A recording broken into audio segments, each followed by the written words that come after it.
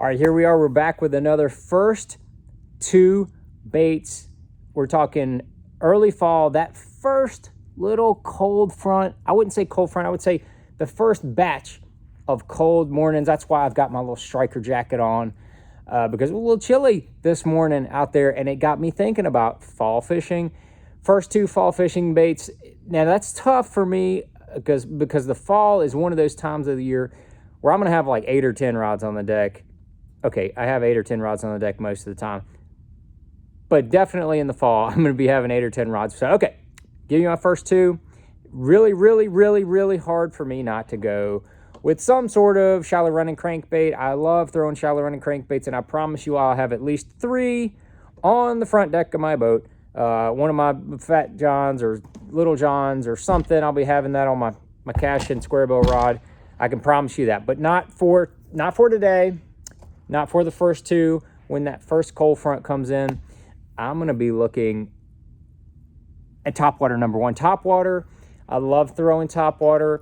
The old Whopper Plopper is a friend of mine, probably a friend of yours, friend of the family, cousin, uncle, whatever you want to call Mr. Whopper Plopper. Love it, but not in the first two. We'll be throwing that in the fall, I promise. But you may see it in another first two later in the year. Might see that, but I'm going to go with a walking topwater bait.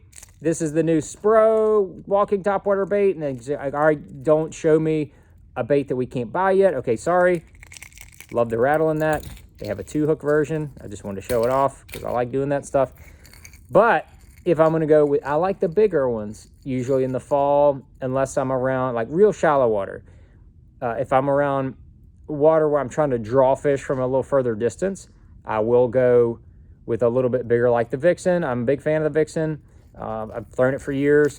It's got that single big knock on it. That's what I'm throwing around grass. If there's any kind of grass, or if it's early morning, or there's just a ton of bait fish, I'm going with the Vixen. If you're going to have like real clear water or highly pressured fish been fished for a bunch, I'm going to go old school Zara Spook. Old school. This is like grandpa old school. Old school, there's no rattles, 2 hooks. Make sure you put a split ring on that bottom one. I actually put 2 of them on there because that thing's it's just going to be quiet. It's going to sashay real light, easy like. Put that on 50-pound, either one of all those baits, 50-pound sunline braid, the X Plasma. You cast that thing a country mile, and you can just work it, and that bait will pop back and forth. And then when one crushes it, it's an instant hookup, and then you can just water ski those fish back into the boat. So that's just a little tip. I throw it on a 7-foot medium heavy cash, and 7 foot seems to be the right length for me to be able to cast at a long distance, but you can still have good action when you work that bait. 6'6" is just a little too short. I don't have enough leverage casting, in my opinion. Anything longer than a 7 foot, you're going to have problems working it efficiently, unless you're like 7 foot tall, which I definitely am not. So, jumping to bait number 2.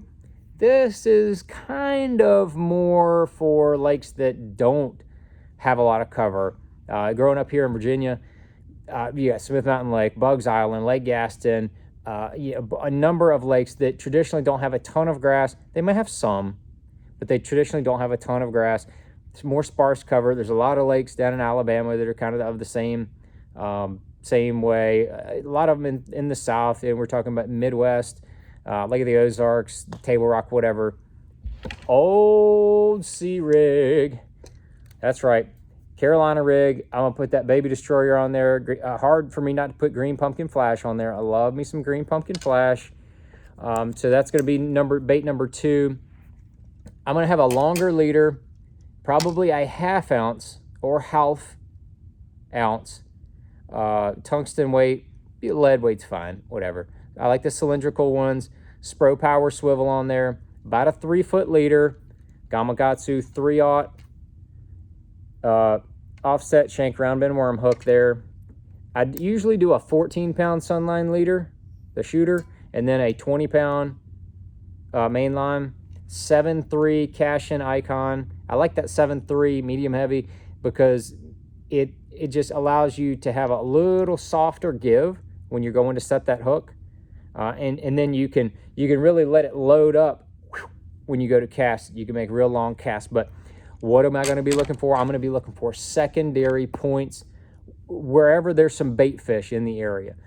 So a lot of these areas, I might go up there and throw topwater and catch a fish or two, but then I'm gonna follow it up with the Carolina rig, because the Carolina rig, a lot of times the fish are they're not gonna come up and trigger.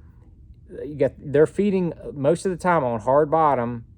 You get bait fish in the area, those secondary points towards the backs of the pockets, towards the backs of the creeks.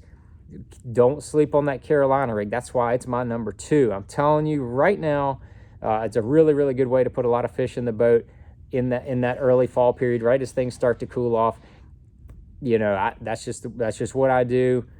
There's a bunch of good baits in that fall time period. I mean, from a drop shot to a Neko rig to little swim baits and bigger swim baits and spy baits. I mean, there's a bunch of baits. Like I said, probably 10 baits on the deck during that early fall time period. But when you come out of the house and you put that jacket on because it's a little chilly, maybe you still have shorts on, but that's when we have the first 2 baits we were just talking about. If anybody has any other first 2 baits in your area, I want to know about it.